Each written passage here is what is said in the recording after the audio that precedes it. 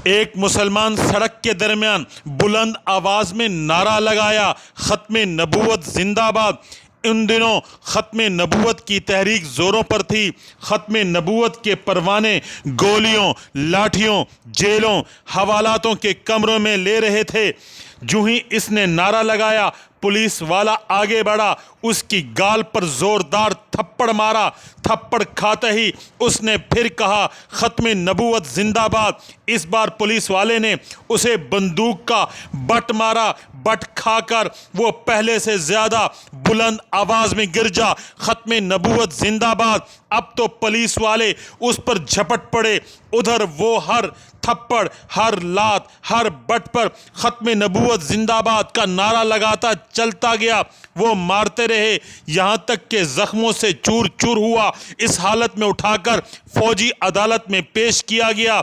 उसने अदालत में दाखिल होते हुए नारा लगाया, खत्मे नबूवत जिंदाबाद। फौजी ने फौरन कहा, 1 साल की सजा।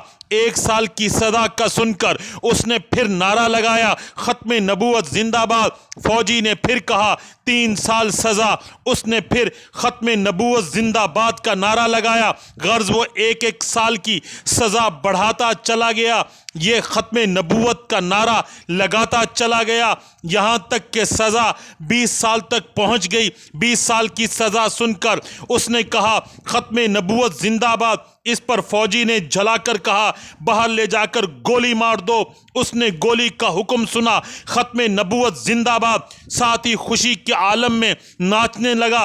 नाचते हुए बराबर में नारे लगाता रहा, खत्मे नबूवत जिंदाबाद, खत्मे नबूवत जिंदाबाद। अदालत में वजद की हालत तारी हो गई।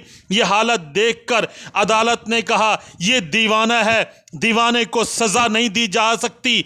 रिहाई का हुक्म सुनते ही उसने फिर कहा, खत्मे नबूवत जिंदाबाद। मैं भी कहता हूं, खत्मे नबूवत जिंदाबाद। आप सब भी कहें, खत्मे नबूवत जिंदाबाद।